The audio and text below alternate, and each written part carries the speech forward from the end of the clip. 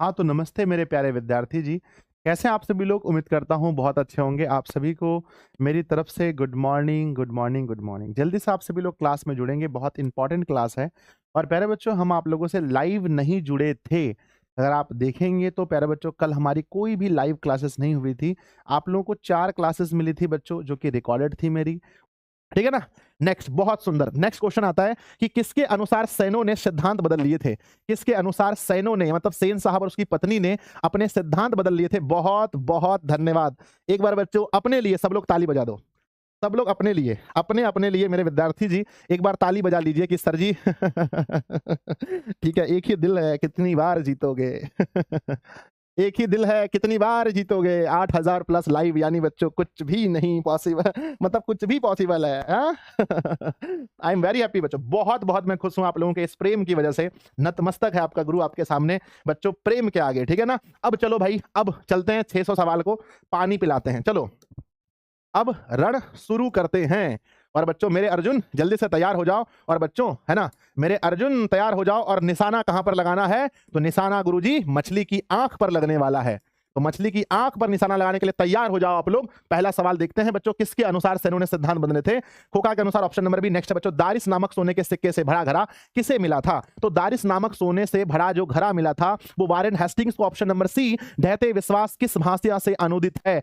ढहते विश्वास बच्चों याद कीजिएगा, ढहते विश्वास किस भाषा से अनुदित है? तो ढहते विश्वास बच्चों किससे है? तो कहते हैं सर जी उरिया। Option number C. अगला बच्चों, दूर चट्टानों की ठंडी गोद में इसके कवि कौन है? बच्चों दूर चट्टानों की ठंडी गोद में किस कवि की पंक्ति है? तो कहते हैं यह है बच्चों Rainer Maria Rilke. Option number D सही है। अगला बच्चों, जीवनानंद दास की किस कविता को प्रबुद्ध आलोचकों द्वारा रविंद्रोत्तर युग की सर्वश्रेष्ठ कविता माना गया है? सबसे सर्वश्रेष्ठ कविता माना गया है किसे बच्चों? वनलता सेन को। Option number B. अगला है, आध्यात्मिक शिक्षा से गांधी जी का क्या अभिप्राय है?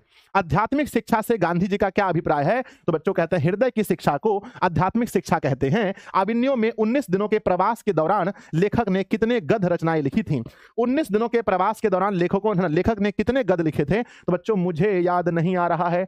19 दिन में उन्होंने 8800, बहुत बहुत धन्यवाद बच्चों, 19 दिनों में कितने गद लिखे थे? 27 गद। ऑप्शन नंबर ए सही है। धरती कब तक घूमेगी किस भाषा से अनुदित है? बच्चों धरती घूमेगी तो हम राज करेंगे राजस्थानी भाषा। अगला, पापपति को कौन सा रोग था? पापपाती को मेनिंजाइटिस रोग था। वीरेन डंगवाल को किस कृति के लिए साहित्य अकादमी पुरस्कार मिला है? वीरेन डंगवाल को बच्चों दुष्चक्र में सृष्टा के लिए। Option number B. अगला है, परदेश की विद्या पढ़ने का क्या परिणाम हुआ है? सबकी बुद्धि विदेशी हो गई है। अगला बच्चों, नगर कहानी किस लेखक के द्वारा लिखा गया है? नगर में सुजाता। ऑप्शन नंबर सी है। लेखक के अनुसार मनुष्य के नाखून किसके जीवंत प्रतीक हैं?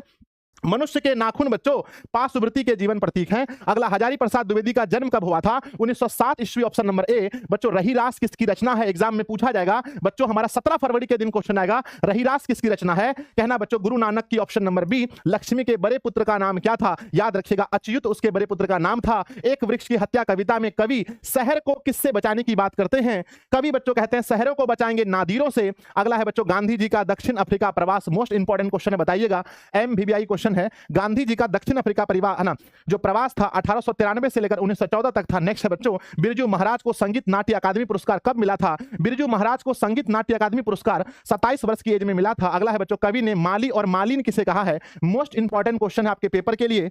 कवि ने माली और मालिन किसे कहा है? तो बच्चों याद रखिएगा, राधा कृष्ण को। नेक्स्ट बच्चों, मंगू के अलावे उसकी मां की कितनी संतानें थी? मंगू को छोड़कर और 3 संतानें थी। नेक्स्ट बच्चों, अज्ञ का जन्म कब हुआ था? 1911 में अज्ञ का जन्म हुआ था। नेक्स्ट बच्चों, दिनकर को ज्ञान किस कृति के लिए ज्ञानपीठ पुरस्कार मिला है? कहते हैं ज्ञान अगर पीठ में हो जाए तो इंसान उड़ने लगता है, यानी उर्वशी के लिए। अगला है बच्चों की नौबत खाने में इबादत साहित्य की कौन सी विधा है? बच्चों व्यक्ति चित्र है, याद रखिएगा। नेक्स्ट क्वेश्चन है, पंडित बिरजू महाराज लखनऊ घराने के किस पीढ़ी में जन्मे थे?